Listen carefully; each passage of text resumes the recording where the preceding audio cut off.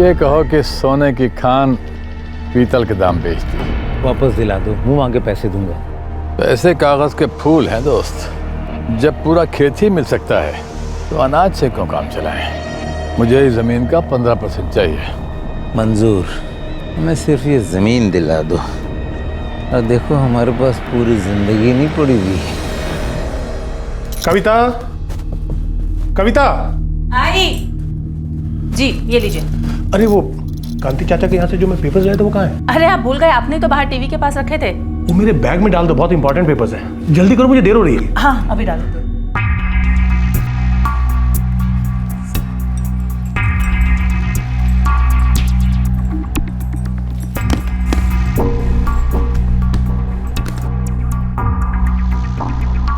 दादू दादू दादू, आपने अभी तक अपना प्रॉमिस पूरा नहीं किया। बेटा, आई एम वेरी सॉरी, गलती हो गई मुझसे।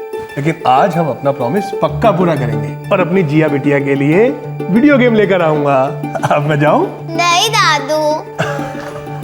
जिया बेटा, दादू को लेट हो रहा है ना, उन्हें जाने दो। अरे अशोक बेटा, तुम फैक्ट्री नहीं गए? नहीं पापा, आज लंच के बाद जाऊंगा। ठीक है बेटा, ठीक है। अच्छा अम्मा, मैं चलता हूँ। सर, मेरे पास मेरी पूरी जिंदगी पड़ी है मेरे पापा का अधूरा सपना पूरा करने के लिए, लेकिन मैं ये सारी जिंदगी इन कोर्ट्स के चक्कर नहीं काटना चाहता बस। देखो राजेश बेटा, तुम्हारे मरहूम पापा को उनके पार्टनर ने धोखा दिया और ये केस मैं इतने सालों से लड़ रहा हूँ, लेकिन बेटा अब मेरी तबीयत ठीक नहीं रहती, इसलिए तुम्हारा ये केस अब मेरा भतीजा सूरज शुक्ला लड़ेगा। आप जो ठीक समझे। वैसे मुझे आपके जजमेंट पर 100% भरोसा है। और मुझे 100% भरोसा है कि मैं और मेरे एसोसिएट दिनेश जैन इस केस को जीत कर रहेंगे। सूरज जी, अगर आप पापा के पार्टनर के साथ आउट ऑफ कोर्ट सेटलमेंट करना चाहें तो मुझे कोई एतराज नहीं। मिस्टर मेरा, जब हम पूरा का पूरा बागान सूद समेत वापस ले सकते हैं तो चंद पेड़ों में खुश क्यों रहना? तो बेटा चले आप? हाँ जी आते।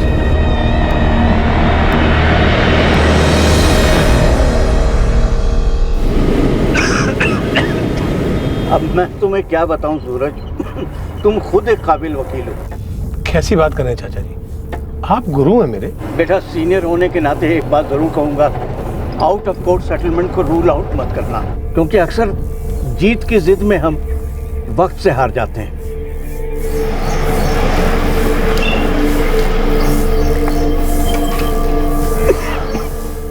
चाचा जी आप घर चले जाइए, दिनेश तुम गाड़ी चला लेना। कोर्ट की हियरिंग के लिए मैं अकेला ही जा रहा हूँ। अरे नहीं बेटा, मैं चलता हूँ ना साथ में। चाचा जी अब आप जिद कर रहे हैं ना, ये केस मुझे ही संभालना है ना। ठीक है दिनेश इधर आओ। दिनेश तुम 3 बजे तक ऑफिस पहुंच जाना और खाना वाना खाकर वो अहमद के केस के पेपर्स तैयार कर लेना, कल सुनवाई है उसकी। Okay sir.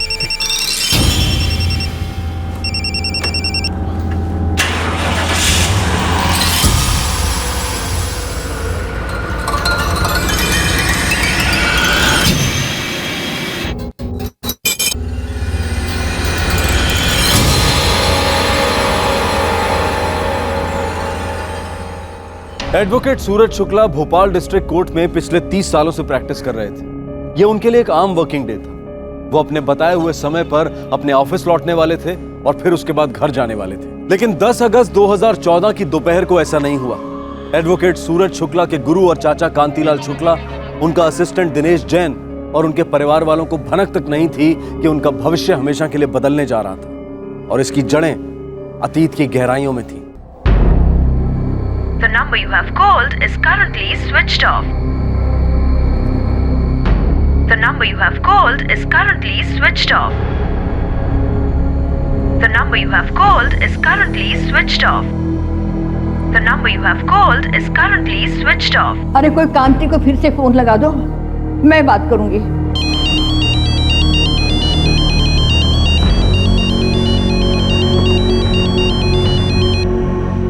हेलो हेलो कांति, मैं बोल रही हूँ, तुम्हारी शकुंतला भाभी।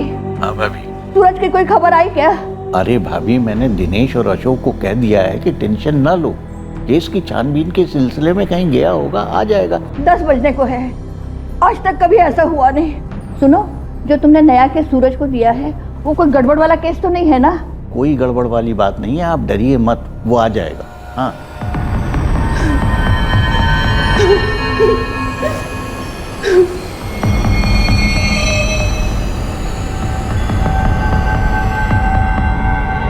लीजिए सर।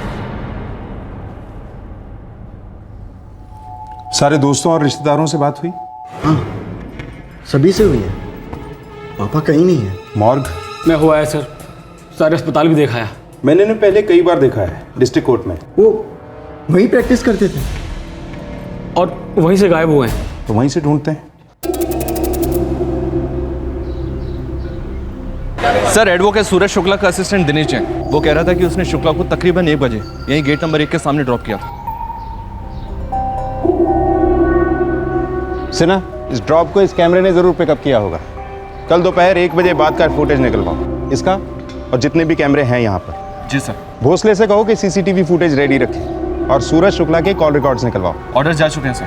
तब तक हम फैमिली से बात करते हैं।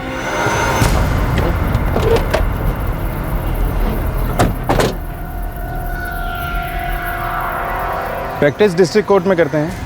लगता है सुप्रीम कोर्ट के वकील का घर है। खानदानी पैसा भी तो हो सकता है सर। या फिर जबरदस्त तकदीर हो सकती है। हो सकता है कोई लॉटरी लगी हो। देखिए सर, मेरे पापा छोटे मोटे केसेस ही लेते थे, ज़्यादातर चीटिंग मीटिंग के केसेस। छोटे मोटे केसेस ही लड़ते थे बस? हाँ, वो कोई टेंशन वाला केस लेते ही नहीं थे। कोई और टेंशन थी? कोई घरेलू मामला? नहीं बेटा, मेरा बेटा बहुत ठंडे दिमाग का सुलझा हुआ इंसान है। उसे न किसी को टेंशन देना अच्छा लगता है और ना ही लेना।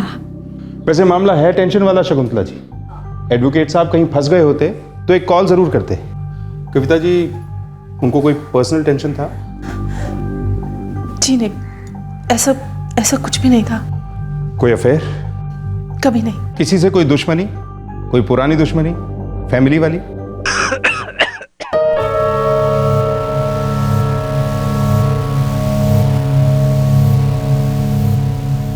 नहीं इंस्पेक्टर, मैंने जो केस सूरज को दिया था उसमें कोई खतरा नहीं।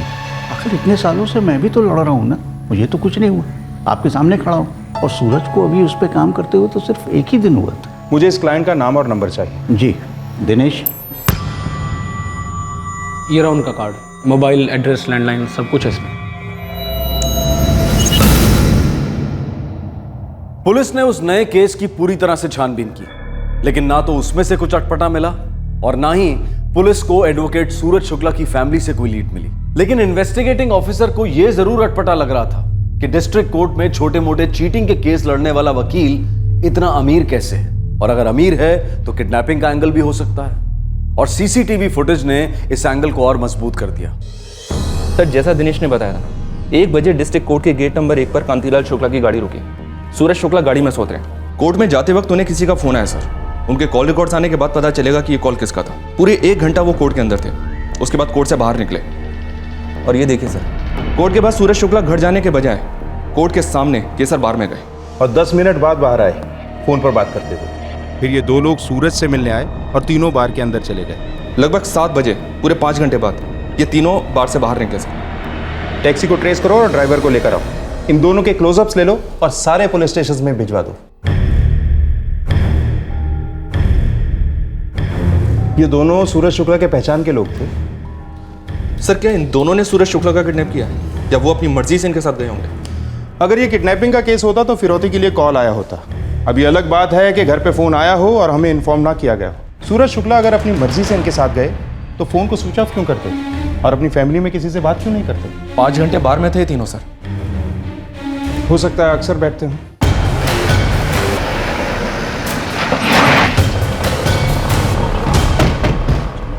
नहीं सर, उस दिन से पहले इन तीनों को मैंने कभी नहीं देखा। ये वाला तो आता होगा? नहीं सर, अपने रेगुलर कस्टमर को मैं अच्छी तरह पहचानता हूँ। उस दिन से पहले नहीं देखा मैंने इनको। सीसीटीवी है? नहीं, सीसीटीवी तो नहीं है। 5 घंटे तक यहाँ बैठे जी? काफी पी होगी। हाँ साहब, तीनों ने बहुत पी थी और वो हंस हंस के और मजे लेके बातें कर रहे थे। एक बात थी साहब, मतलब मैं अजीब तो नहीं कहूँगा लेकिन मुझे खटकी जरूर थी। क्या? साहब, उन्होंने स्नैक्स वैक्स नहीं मंगाया था, बल्कि होता यह है कि 4-5 घंटे बैठ के मजबूत पीने वाला खाने के लिए बहुत सारे आइटम मांगता है, लेकिन इन तीनों ने ऐसा कुछ नहीं किया, बस पीते रहे। खाने का प्लान कहीं और का था, इसीलिए सिर्फ पीना हुआ। और उस टैक्सी में बैठकर शायद किसी खाने वाली जगह पर गए होंगे। वैसे भी रात के खाने का वक्त हो रहा था। सर टैक्सी और टैक्सी वाला दोनों ट्रेस हुए हैं। भोसले उन्हें थाने लेकर आ रहे हैं। आउट ऑफ सिटी हैं, थोड़ा टाइम लगेगा। सिन्हा लगता है इन तीनों में गहरी दोस्ती थी। वैसे भी शुक्ला ने उनके साथ काफी पी भी। सर ये दिनेश शुक्ला का असिस्टेंट, वो इन लोगों के बारे में जरूर जानता होगा। हो सकता है साथ मिला हुआ हो सकता है ये किडनैपिंग दोस्तों के बीच ही प्लान हुई हो। क्या वाहियात बात कर रहे हैं सर आप? मैं और सूरज जी की किडनैपिंग? ख्याल इतना भी वाहियात नहीं है दिनेश। पिछले 13 साल से तुम शुक्ला को असिस्ट कर रहे हो। मेरे बड़े भाई हैं वो, पिता समान। अमीर बाप का गरीब लड़का, छोटे मोटे चीटिंग के केस सॉल्व करके तुम्हारे पिता समान बॉस ने काफी कुछ बना लिया है। और जहां तक हमारी जानकारी है, तुम अब तक किराए के एक कमरे में रहते हो, कमा रहे हो। ऐसी भक्ति बॉस के प्रति? सर मुझ पे शक करके आप खामा अपना वक्त जाया कर रहे हैं। मैं सूरज जी की इज्जत करता हूँ, इसलिए उनके साथ जुड़ा हुआ हूँ। और उनके हर केस में मुझे कुछ ना कुछ नया सीखने को मिलता है। और जितना मैं उनको जानता हूँ ना, उतना शायद कोई नहीं जानता। फिर तो तुम इन दोनों को भी जानते होगे। काफी गहरी दोस्ती थी तुम्हारे शुक्ला जी की इनसे। मैंने इन्हें कभी नहीं देखा। तुम्हारे शुक्ला जी को पीने की लत थी? बिल्कुल नहीं। हाँ, कभी कभार एक आध ड्रिंक लेते देखा मैंने उनको। और तुम्हें लगता है कि तुमसे बेहतर उन्हें और कोई नहीं जानता? सर वो टैक्सी ड्राइवर आ गया। आप थोड़ी देर बाहर बैठिए और आराम से सोचिए कि कहीं आप हमें कुछ बताने में भूल तो नहीं रहे।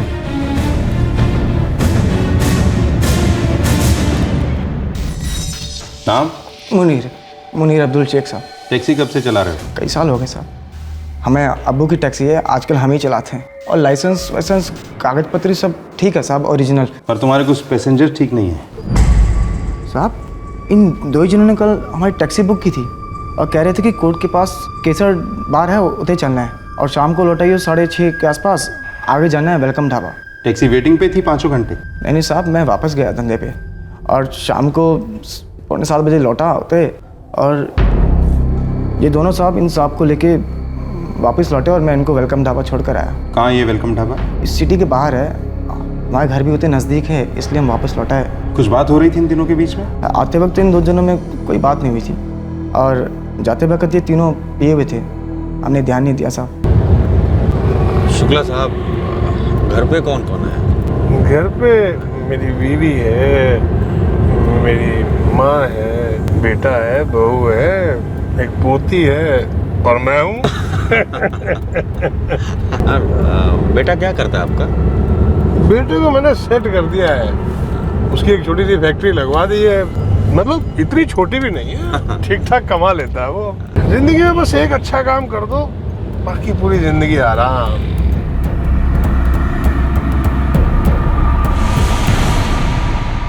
और उसके बाद ये तीनों वेलकम ढाबा पे उतरे और उससे पहले कोई बात नहीं हुई इनके बीच। एक दूसरे को नाम से बुलाया कभी? इतना ध्यान नहीं दिया साहब। ठीक है मुनीर, तुम जा सकते हो। जी साहब।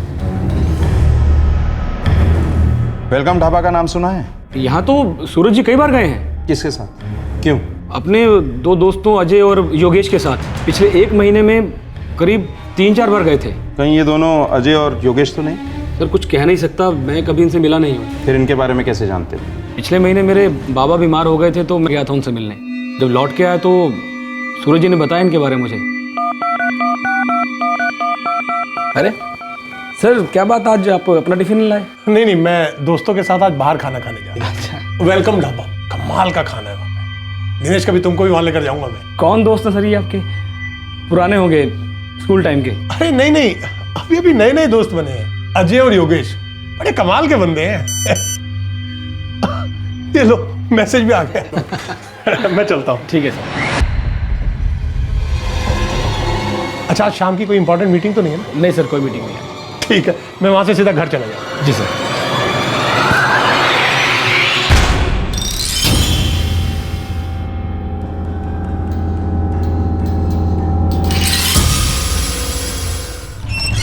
सर सूरज शुक्ला के कॉल रिकॉर्ड्स आ गए हैं। 1:02 पर सूरज को कॉल आया था अजय जायसवाल का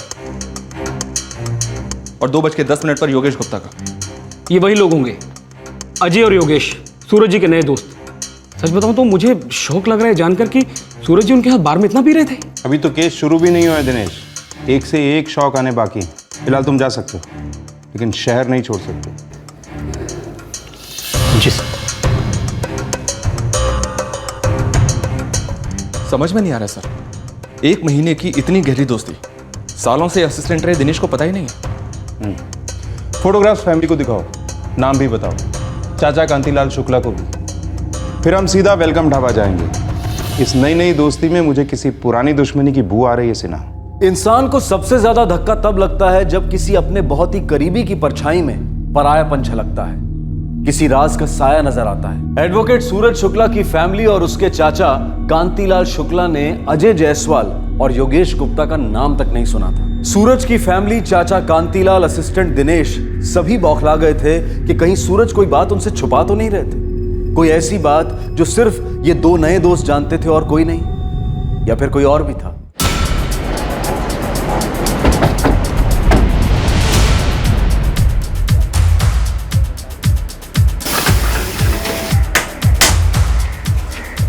अरे साहब, ये तो वो वकील है, नाम नहीं मालूम। ये 2 दिन पहले यहाँ आए थे, इनके साथ और 2 आदमी भी थे। हाँ, आए थे ना साहब, अपने वो योगेश और अजय के साथ। इनमें से अजय कौन है और योगेश कौन है? साहब, ये अजय जायसवाल है और ये योगेश गुप्ता। क्या पता सर, कोई घपला किया क्या? जानते हो इन्हें? नाम से ही जानता हूँ, वैसे लोग टेम्पो लाइन में है। वो अपना विपिन है ना, वो साल भर पहले लेकर आया था। ये विपिन कहाँ मिलेगा? सर जी, यही विपिन है। मैं जरा अपना काम देख लूँ। तो विपिन, ये कौन है? मैं नहीं जानता साहब। इन दोनों को भी नहीं जानते? साहब, ये तो अजय और योगेश हैं, टेम्पो लाइन में काम करते हैं साहब। क्या काम करते हैं? ड्राइवर हैं साहब। कहाँ रहते हैं? मुफलागढ़ बस्ती में साहब।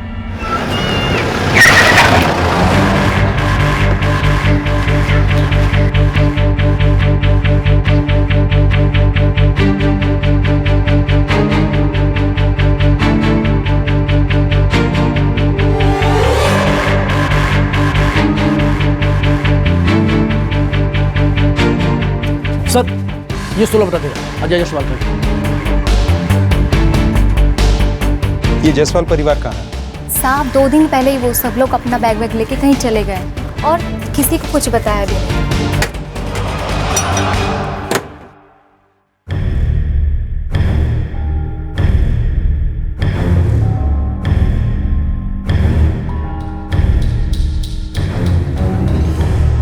सर, कुछ खास तो नहीं मिला है? ये मिला है सर। सर, योगेश गुप्ता के घर पे ताला लगा हुआ था। 2 दिन पहले योगेश अपनी पत्नी के साथ कहीं निकल गया। पड़ोसी से उसकी बीवी रेखा का सेल नंबर मिला है। लगता है अजय और योगेश अपनी फैमिलीज के साथ साथ भागे, पकड़े भी साथ नहीं जाएंगे।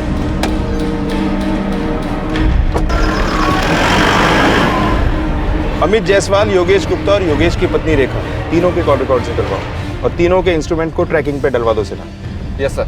सर, एक बात है, योगेश और अजय दोनों टेम्पो चलाते हैं, दोनों ड्राइवर हैं। सूरज शुक्ला इनके साथ दोस्ती क्यों करेगा? इनके साथ बैठकर शराब क्यों पिएगा? हो सकता है सूरज को पता ही ना हो कि वो ड्राइवर है, या फिर हो सकता है उसे पता हो और तीनों मिलकर कुछ प्लान कर रहे हैं। एक काम करो, दोनों के क्लियर फोटोग्राफ सूरज के फोटोग्राफ के साथ आसपास के सभी पुलिस स्टेशन पे भिजवा दो। Yes sir. सिन्हा, मुझे किसी बुरी खबर की बू आ रही है।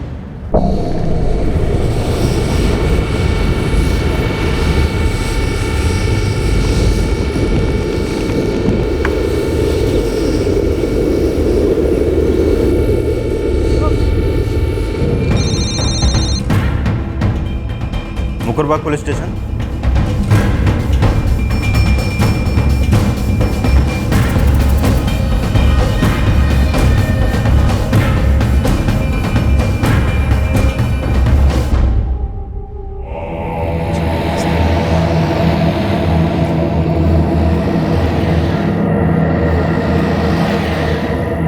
आइए साहब। साहब, इस तरह।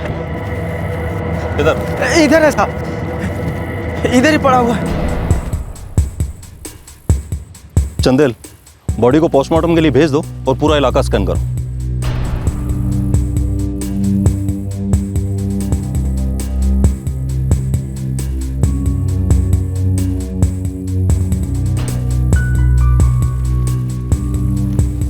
दयानंद, ये बॉडी के पास जमीन पे क्या पड़ा है?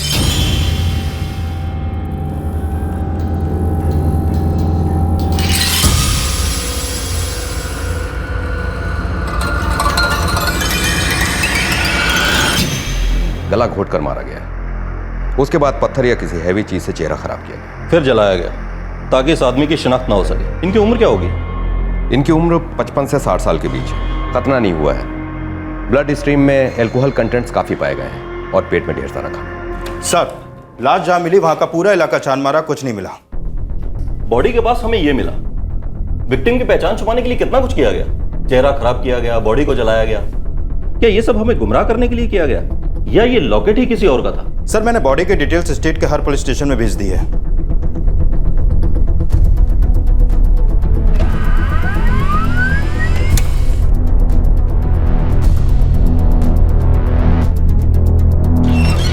सर, मुकरबाग पुलिस स्टेशन को एक जली हुई लाश मिली है। डिटेल्स काफी मैच कर रहे हैं सूरज शुक्ला से। सूरज शुक्ला की फैमिली को इन्फॉर्म करो शिनाख्त करवाने के लिए।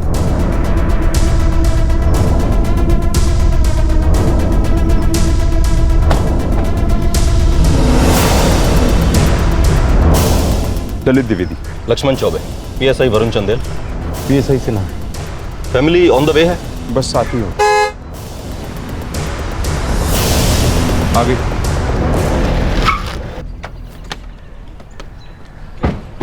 आइए सर, प्लीज।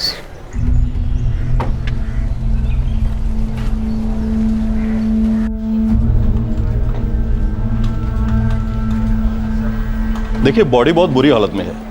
आप लोगों में से जो नहीं देख पाएगा वो प्लीज यहां बैठ जाइए।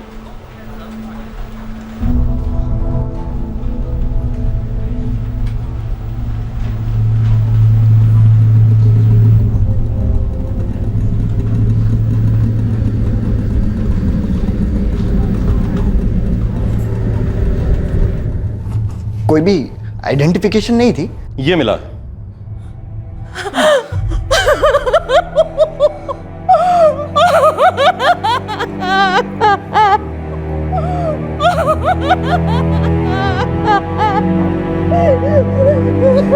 एक खुशहाल परिवार के कर्ता की भयानक रूप से हत्या हुई थी।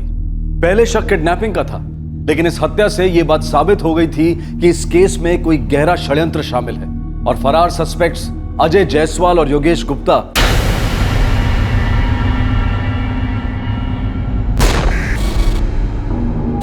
इस साजिश के महज सिपाही हैं। भोपाल में दर्ज किया गया यह मिसिंग केस अब एक मर्डर केस बन गया था और इसकी नए सिरे से इन्वेस्टिगेशन शुरू हुई। सर, मुकरबाग पुलिस स्टेशन से इस केस की फाइल आ चुकी है। पोस्टमार्टम रिपोर्ट भी इसी में है। अजय जायसवाल और योगेश गुप्ता के सेलफोन्स अभी भी स्विच ऑफ आ रहे हैं सर। ये रहे उनके कॉल रिकॉर्ड्स।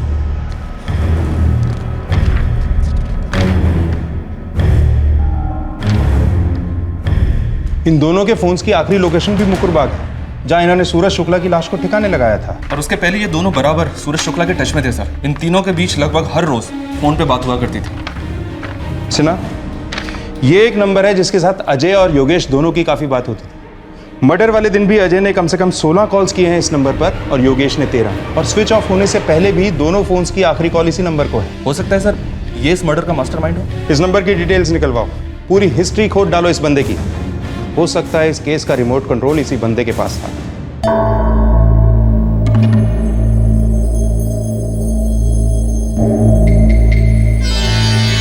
मगर गांव और शहर दोनों में बच्चियां, महिलाएं और लड़कियां, हिंदुस्तान की आधी आबादी असुरक्षित है। रेपिस्ट खुलेआम घूम रहे हैं जो ना उम्र देखते हैं ना सामाजिक वर्ग। पर हमारा हाजी खान साहब, क्या बात है साहब।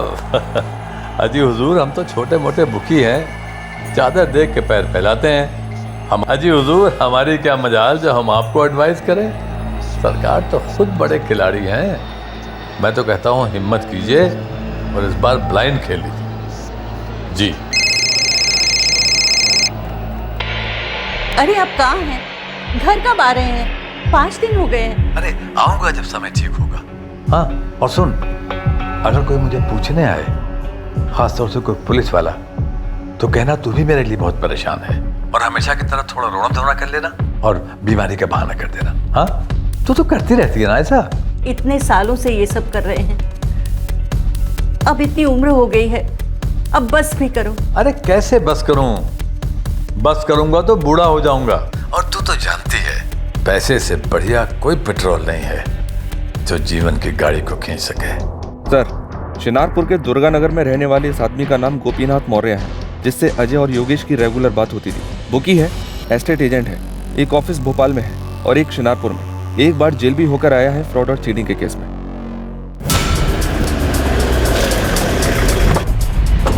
सर, गोपीनाथ मौर्य का सेलफोन अभी भी स्विच ऑफ आ रहा है। उसके दोनों ऑफिस पर ताला लगा है। बगल वाले ऑफिस के लोगों से बात किया है, कह रहे कि 5 दिनों से ऑफिस बंद है। 10 अगस्त को तो सूरज शुक्ला की हत्या हुई थी और उसे चीटिंग के केसेस में महारत हासिल है। सर, कहीं ऐसा तो नहीं कि गोपीनाथ मौर्य को सूरज शुक्ला ने जेल भिजवा दिया हो सकता है।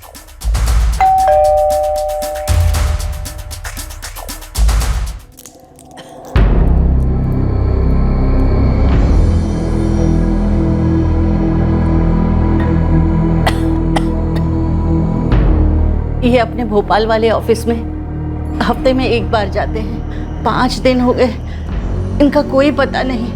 मैं बहुत परेशान हूँ, ना कोई फोन कॉल, ना कोई संदेश, कुछ भी नहीं। 5 दिन हो गए हैं आपके पति को गायब हुए। आपने पुलिस को बताया तक नहीं, एक मिसिंग कंप्लेंट भी दर्ज नहीं की। वो इनको तो आदत है, बोले बगैर यहाँ वहाँ चले जाते हैं। मुझे भी आदत पड़ गई है। आदत है तो आप परेशान क्यों हैं? मुझे कुछ नहीं पता, मेरी तबीयत बहुत खराब है। आपकी तबीयत का एक इलाज है मैडम, झूठ बोलना बंद कर दीजिए। आपसे भी बुजुर्ग एक औरत हैं भोपाल में जिन्होंने अपना बेटा खोया है। उस आदमी की एक पत्नी है, एक बेटा है, एक बहू है। वो सब लोग बहुत दुखी हैं, बहुत परेशान हैं। उनके बेटे की मौत का जिम्मेदार आपका पति गोपीनाथ मौर्य हो सकता है। नहीं नहीं, ऐसा नहीं हो सकता।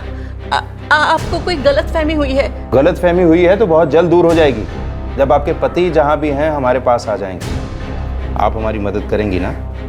कैसी मदद? आप बीमार हो ना, आराम कीजिए घर पर। अगर आपके पति का फोन आए तो बात जरूर कीजिएगा, लेकिन गलती से भी बता मत दीजिएगा कि हम लोग उसे खोज रहे हैं। नहीं बताएंगी ना आप? अपने पति की लेटेस्ट तस्वीर दीजिए। 24 घंटे सर्वेलेंस रखो, लैंडलाइंस को टैप करो और अपने सारे खबरियों को ये डिटेल्स और तस्वीर दे दो। बूढ़ा आदमी है सर, भाग भाग कर कितना भागेगा? ये बूढ़ा आदमी सिर्फ एक बार चीटिंग के केस में पकड़ा गया है। ये आदमी भागने वालों में से नहीं, भगाने वालों में से। बूढ़ी लोमड़ी लगता है ये मौर्य।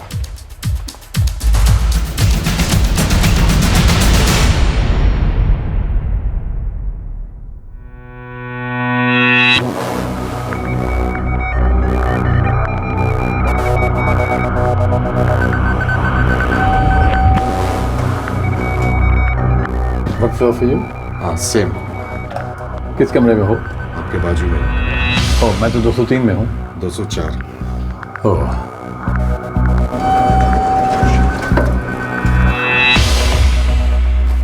पर 204 तो इस फ्लोर पे है नहीं। नीचे है शायद मेरा, नीचे।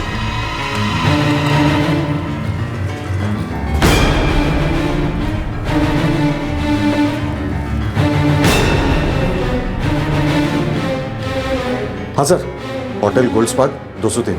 सर थोड़ा जल्दी आइए, उसे शक हो गया सर।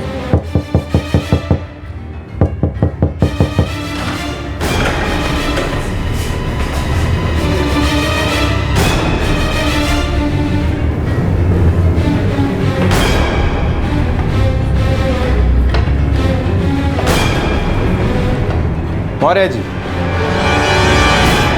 आपने इनको कहीं देखा है?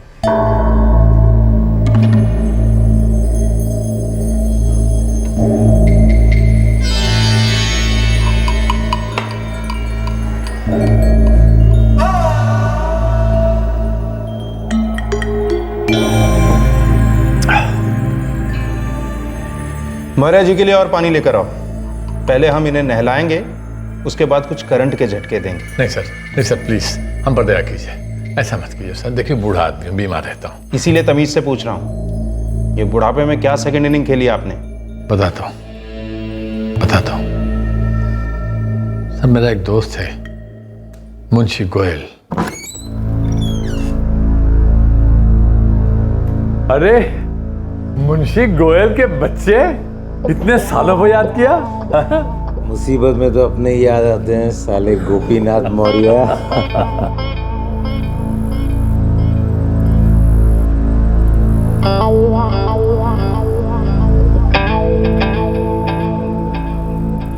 1985 तक ये सारी जमीन मेरी थी। फिर क्या हुआ? फिर क्या, बेच दी। किसको, कितने में? भोपाल का एक वकील है सूरज शुक्ला, 5 लाख में बेची। ये क्यों नहीं कहते कि मुफ्त में दे दी? क्या करता, मजबूरी थी। अभी कुछ दिन पहले मैं कोर्ट गया था अपने किसी दूसरे मामले से।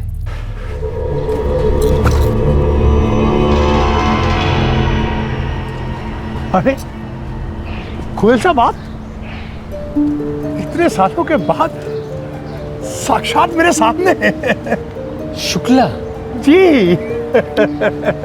गोयल साहब, एक दिन भी ऐसा नहीं जाता जब मैं आपको याद नहीं करता। ऐसा भी क्या प्यार आ गया भाई? कैसी बातें कर रहे हैं गोयल साहब। अरे मेरे घर में लक्ष्मी चौकड़ी मार के बैठी है सिर्फ आपकी बदौलत, आपकी वजह से। वो जमीन है? जमीन नहीं गोयल साहब, पैसे का खजाना कहिए। आपसे मैंने वो जमीन कितने में खरीदी थी? 5 लाख। हाँ। और 10 साल पहले मैंने उसका एक टुकड़ा 1 करोड़ रुपए का बेचा है। 1 करोड़? पर कैसे? वहाँ एक बहुत बड़ा प्रोजेक्ट आ रहा है, तो वहाँ के बिल्डर्स सारी जमीन हीरो के भाव में खरीद रहे हैं। कल ही की बात है, कल का मुझे ऑफर पता है कितने का मिला है? 17 करोड़ का। 17 करोड़, सोचो आप। 17 करोड़? ये सब कोर्ट कचहरी तो मैं अब शौकिया कर रहा हूँ। मेरे पास आज जो कुछ भी है गोयल साहब, सब आपकी मेहरबानी।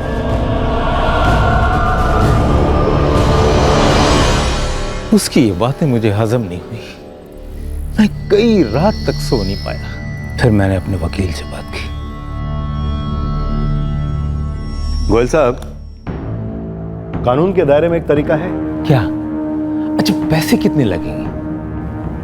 ये जमीन जो है वो आपकी पुश्तैनी थी, ठीक है? बिल्कुल, मेरे पिताजी ने मेरे नाम की थी। ये बात आपके भाइयों को मंजूर नहीं थी? नहीं नहीं, बिल्कुल मंजूर थी।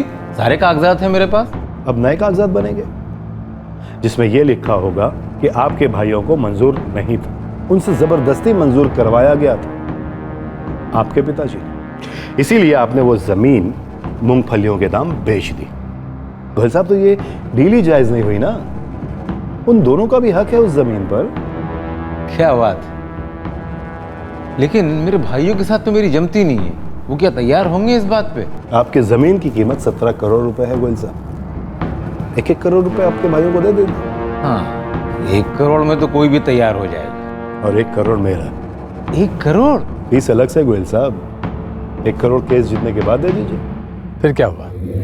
भाई मान गए, मुकदमा किया, नतीजा क्या निकला? अरे भाई मान गए, केस किया, नतीजा लेकिन शुक्ला के पक्ष में ही होने वाला है, क्योंकि उसका पलड़ा भारी है। मेरे वकील ने तो आधी रकम पे out of the court settlement का सुझाव भी दिया, लेकिन साला मानता ही नहीं है।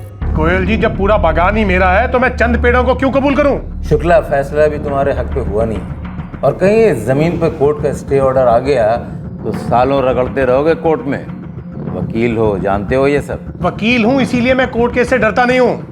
और इस केस में मेरी कोई गलती नहीं है, इसलिए कोर्ट मेरे साथ कोई नाइंसाफी नहीं कर सकती है। एक बात बोलूं गोयल जी, आपका लालच आपको गिरा रहा है और आप गिर रहे हैं। संभल जाइए, वरना उठ नहीं पाएंगे आप। शुक्ला, आखिरी बार एक बात सुन लो मेरी। आखिरी बार आप सुन लीजिए, और खन्ना तुम भी सुन लो। मुझे पता है तुम वहीं पर बैठे हो। अरे आउट ऑफ कोर्ट सेटलमेंट तो बहुत दूर की बात है, मैं तुम लोगों पर मानहानि का दावा ठोकने वाला हूं। तैयार रहना, बुरे दिन आने वाले हैं तुम लोगों के।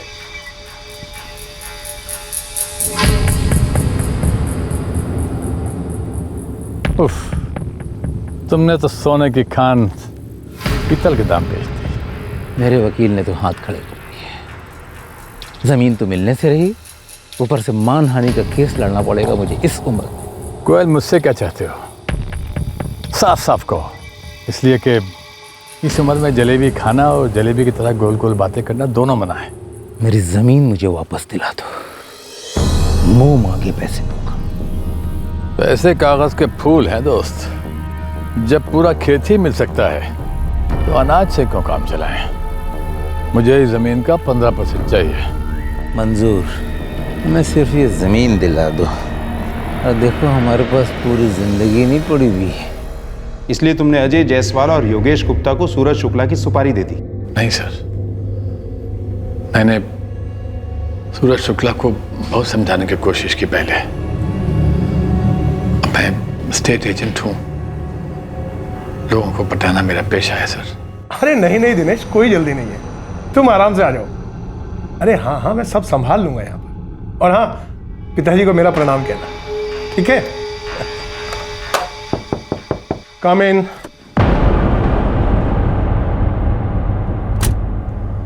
ये आपके लिए। कौन है आप? अब आप मेरा फोन तो उठाते नहीं हैं, सोचा कि अपना फूल का चेहरा आपके सामने ले जाऊंगा तो शायद आप पिघल जाएं।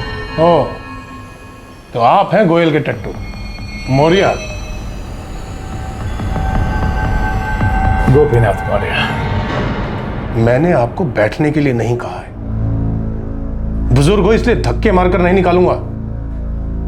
वकील साहब, ये जिंदगी बड़ी कमीनी चीज है, हम जैसे कमीनों को बुजुर्ग बना देती है और आपके जैसे भले लोगों को फरिश्ता बना सकती है बेवक्त।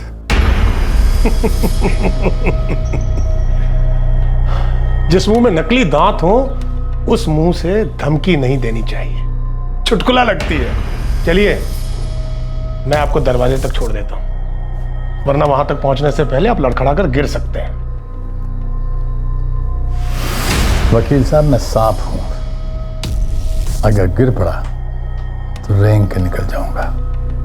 मेरा कोई सपोला भी नहीं है, पर आपका तो एक बहुत प्यारा सा परिवार है। ऐसे भरे पूरे परिवार के साथ तो कभी भी कुछ भी हो सकता है। निकल यहां से, निकल। और सुनो, उस गोयल से कह देना कि मानहानि के साथ साथ अब धमकी का मुकदमा भी चलेगा। और हां, अगली सुनवाई से पहले तुम भी मरवर मत जाना, क्योंकि जिंदगी वाकई कमी नहीं हो सकती।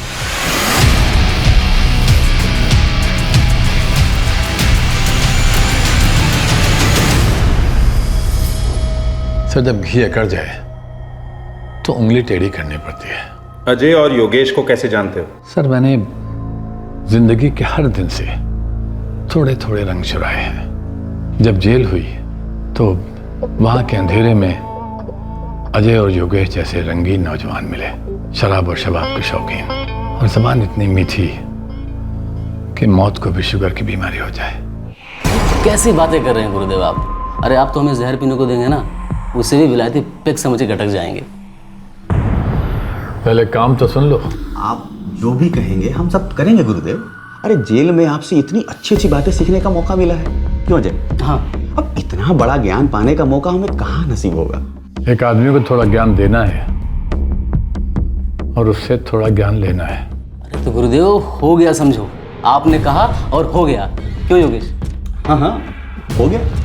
वकील है सूरज शुक्ला, बड़ा तेज है। सालों पहले उसने एक जमीन खरीदी थी एक दोस्त से।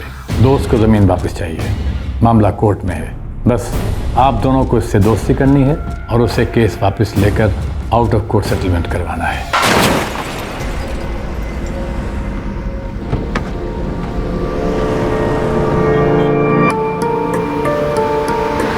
साले बाहर निकल, अरे बाहर निकल, तू दिखाई नहीं देता? क्या किया ये? बाहर निकल। अरे भाई साहब, एक मिनट। अरे क्या भाई साहब? भाई साहब, मेरी गाड़ी कैसी की तैसी कर दी तूने? अरे भाई साहब, गलती से ठुक गई। आप शांत हो जाइए। शांत रहने से मेरे नुकसान की भरपाई हो जाएगी क्या? देखिए, गलती हमसे हुई है तो सारा खर्चा हम भर देंगे। हाँ तो ठीक है, गाड़ी साइड में लगा। बस आप शांत होइए। गाड़ी साइड में लगा। सर, वो कार मैंने ही न दी थी इस काम के लिए, और उन्होंने बड़ी खूबी से सूरज शुक्ला जैसे चालाक आदमी को पटा लिया।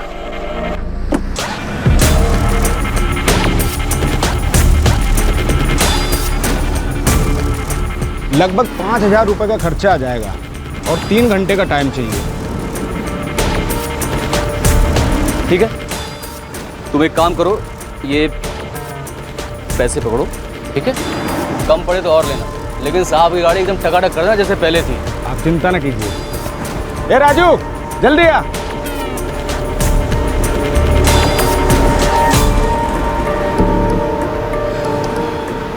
मैं यहाँ 3 घंटा वेट नहीं कर सकता।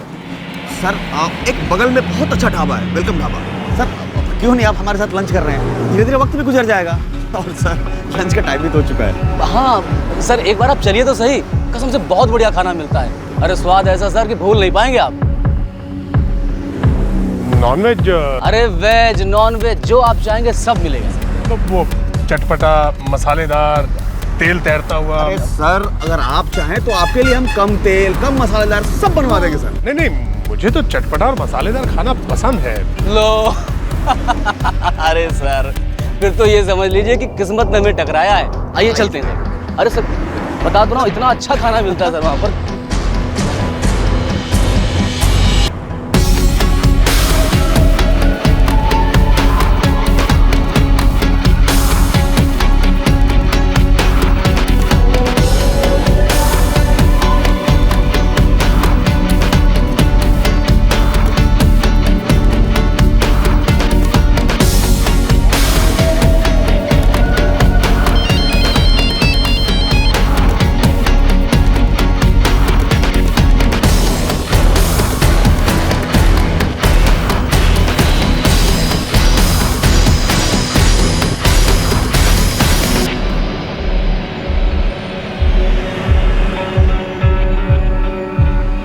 सूरज की असली भूख और प्यास दोस्ती की थी। अजय और योगेश उसे बड़े प्यार से करीब लाए, दोस्ती जताई और देखते ही देखते बंदा दिल खोल कर बातें करने लगा। 1 महीने में दोस्ती की दही पूरी तरह जम गई।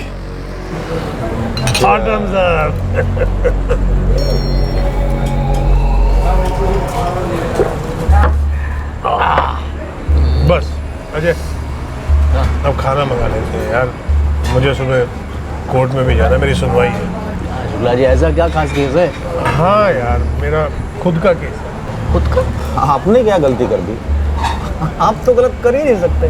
वही तो, दरअसल 1985 में जब मैं आप लोगों की उम्र का था, मैंने एक ज़मीन खरीदी थी सिर्फ 5 लाख रुपये। आज उसकी कीमत हो गई है 17 करोड़ रुपया। उत्तरी की? हाँ वही तो, उत्तरी की कीमत हो गई है उस ज़मीन की। और जिस गोयल से मैंने वो ज़मीन खरीदी थी वो अब अपनी ज़मीन वापस चाहता है। इसके लिए मुझ पर केस कर रहा है वो।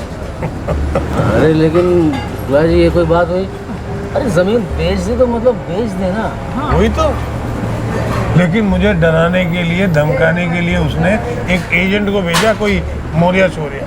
शुक्ला जी आप आउट ऑफ कोर्ट कोई सेटलमेंट क्यों नहीं कर लेते? हाँ? सबका फायदा इसी में होगा। आउट ऑफ कोर्ट समझौता मेरी लाश पर भी नहीं होगा। मैं उन दोनों को कोर्ट में रुला के रहूंगा। उन्हें पता नहीं है उन्होंने किसके गिरेबान पे हाथ डाला है। सर उसके बाद भी मेरे दोनों आदमियों ने उसे समझाने की कोशिश की, पर वो तो अहंकार के नशे में चूर था। अहंकार सर, ये अहंकार अच्छी चीज नहीं होती है। अजय और योगेश इस वक्त कहाँ हैं? सर मुझे नहीं मालूम। खेल रचने वाला मास्टरमाइंड पकड़ा गया था, अब उसकी 2 कठपुतलियों तक पहुंचना बाकी था। एमपी पुलिस ने अजय जायसवाल और योगेश गुप्ता का पीछा किया और आखिरकार दोनों पुलिस के शिकंजे में आ गए। एडवोकेट सूरज शुक्ला मर्डर केस अपने आखिरी पड़ाव पर आ पहुंचा।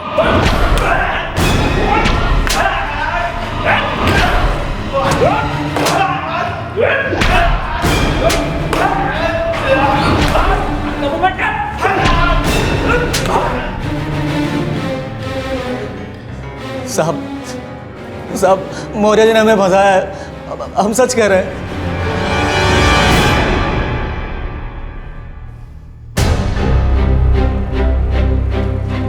एक आदमी के कत्ल को तुम लोग कुछ नहीं समझते?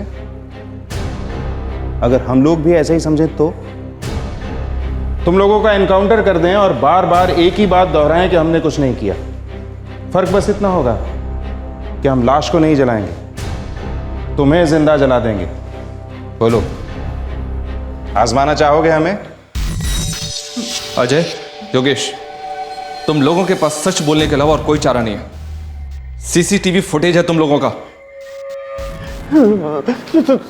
सर हमने वही किया सर जो मौर्य साहब ने कहा सर। हाँ साहब। देखो भाई, हमने पूरी ईमानदारी और दोस्ती खाते से सामने वाले को समझाने की पूरी कोशिश की। हाँ गुरुदेव, समझाने की कोशिश तो की, लेकिन जब सामने वाला मानने को तैयार नहीं तो क्या किया जाए? अब कहता है कि लास्ट पे भी समझौता नहीं हो पाएगा। शायद हो पाएगा समझौता लाश पर। देखो, अगर सूरज मर जाता है तो उसके परिवार वाले डर से पिघल जाएंगे और उसके बाद आउट ऑफ कोर्ट सेटलमेंट करने के लिए राजी हो जाएंगे।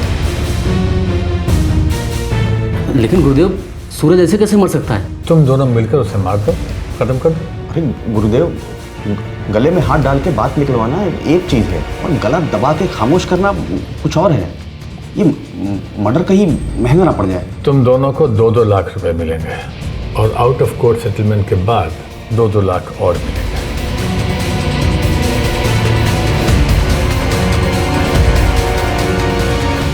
कब मारना है? साहब, मारने का वक्त, दिन और प्लान तय हो चुका था। सर, मौर्या जी ने बोला था कि उनकी दी हुई गाड़ी ज़्यादा दिखनी नहीं चाहिए, इसलिए ढाबे से हम लोगों ने टैक्सी ली। डिस्ट्रिक्ट कोर्ट चलोगे? हाँ साहब, शाम को यही वापस आना है। 7 बजे के आसपास निकलेंगे वहाँ से। इसके बीच में मैं दूसरा भाड़ा उठा सकता हूँ ना साहब? अरे तू उठा ले बिठा ले, हमें क्या है, बस शाम को 7 बजे हमें वापस पहुंचा देना यहाँ, ठीक है? ठीक है साहब, चलो।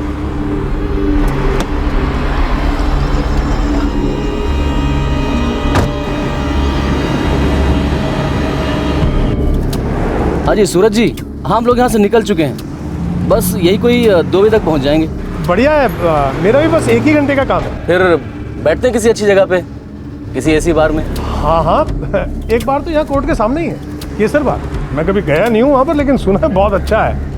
मैं वहाँ पहुँचकर आप लोगों का इंतजार करता हूँ। ओके ओके, पहुँच जाएंगे।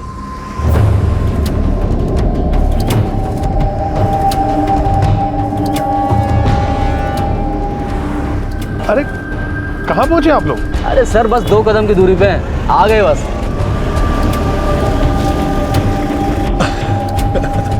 अरे योगेश, कैसे है सर? अरे शुक्ला जी, कैसे? बस बढ़िया। क्या टैक्सी से? गाड़ी किधर है? अरे अब दारू पीनी तो गाड़ी कौन चलाएगा? 7 बजे ही आ जाना। ठीक है साहब।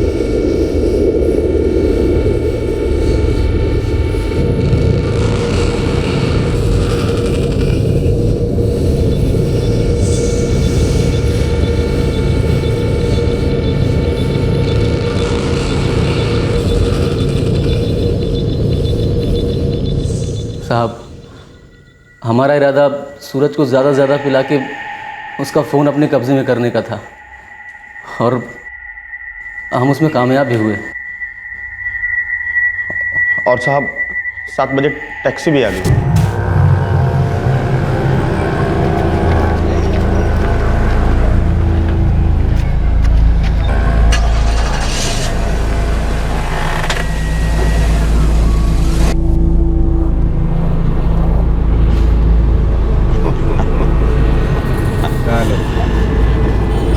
शुक्ला साहब, आपके घर पे कौन कौन है? घर पे एक बीवी है, बूढ़ी माँ है, मेरा बेटा है, बहू है, एक पोती है और मैं हूँ। बेटा क्या करता है आपका? बेटे को मैंने सेट कर दिया है, उसकी एक छोटी सी फैक्ट्री लगवा दी है। मतलब इतनी छोटी भी नहीं है, अच्छा खासा कमा लेता है वो सब मेरे कारण है। जिंदगी में बस एक अच्छा काम करो और फिर पूरी जिंदगी आराम करो। मैंने एक जमीन खरीद ली थी बस।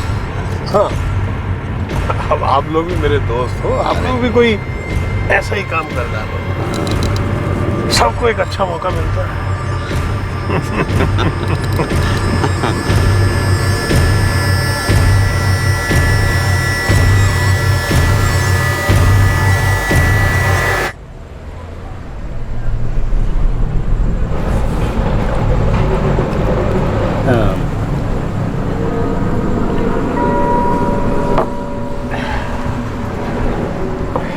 आज हम ऐसे क्यों पी रहे हैं जैसे जिंदगी का आखिरी दिन? हाँ? अरे वकील साहब, अब जिंदगी का क्या भरोसा, जब तक है मजे करो। वो तो है।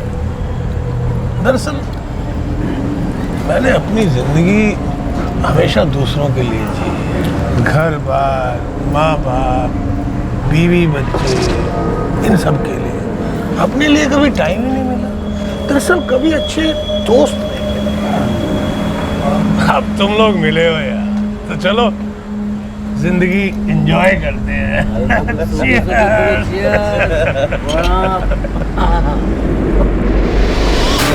रात काफ़ी हो चुकी थी। सूरज का मोबाइल स्विच ऑफ था अजय की जेब में, और अब वक्त आ चुका था कि सूरज शुक्ला को भी स्विच ऑफ कर दिया जाए हमेशा के लिए।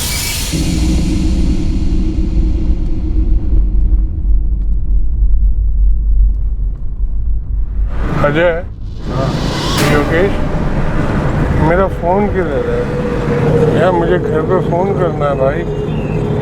तुम लोगों को चिंता हो रही होगी ना? मेरा फोन दे दो भाई प्लीज।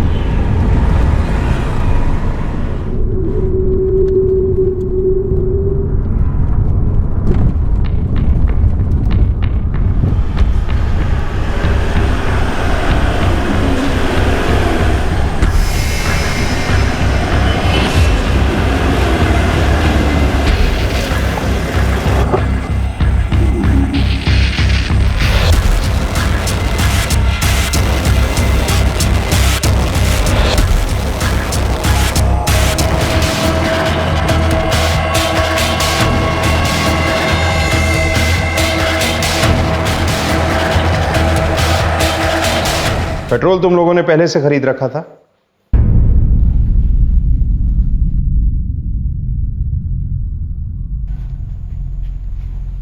चेहरा बिगाड़ने का प्लान?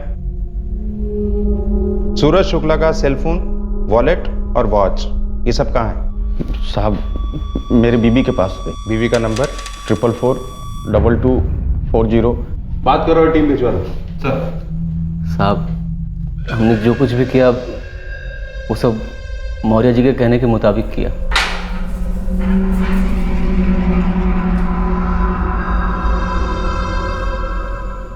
इस कांड में जमीन के मालिक गोयल, उसका क्या हाथ था? सर उसे तो आम खाना था, पेड़ गिरने से कोई मतलब नहीं था उसका, लेकिन उसे यह नहीं मालूम था कि हम लोग सूरज को खत्म कर देंगे। उसके वकील को भी यही बात नहीं मालूम थी। ये रास्ता बस हम तीनों के बीच था, इस पे कोई चौथा नहीं था। तुम्हें लगा कि एक अच्छे खासे एस्टेब्लिश वकील का कत्ल कर दोगे, उसकी फैमिली को धमकाओगे, वो आउट ऑफ कोर्ट मान जाएंगे, तुम्हें तुम्हारे 15% मिल जाएंगे। बस 15% के लिए तुमने ये सब किया? सर मैं दुनिया का पहला आदमी नहीं हूं जो ऐसा कर रहा है, और ना आखिरी आदमी हूं सर। ये तो बस कुछ 19-20 हो गया जो पकड़े गए। मौर्य जी, आपके ये बाल धूप में सफेद हुए होते ना, तो आपकी सोच भी थोड़ी बहुत सफेद हो गई होती, पर आप जिंदगी भर लालच की काल कोठरी में जिए और वहीं बूढ़े हुए हैं। उम्र के साथ साथ आपकी सोच भी काली पड़ती गई। आप बच्चे नहीं, ऐशो आराम से जी रहे हैं। क्या करते इतने पैसे का? सर ये पैसों का नशा उम्र के साथ घटता नहीं है सर, उम्र के साथ बढ़ता है। बड़ा पैसा कमाने की ताकत उन सारे घावों पर मरहम रख देती है जो जवानी बुढ़ापे को ढह जाती है। मौर्य जी, जिंदगी की इस लंबी इनिंग में आप बस एक बात नहीं सीख सके। क्या सर? यही कि क्राइम नेवर पेज। जुर्म से किसी का कोई फायदा नहीं होता।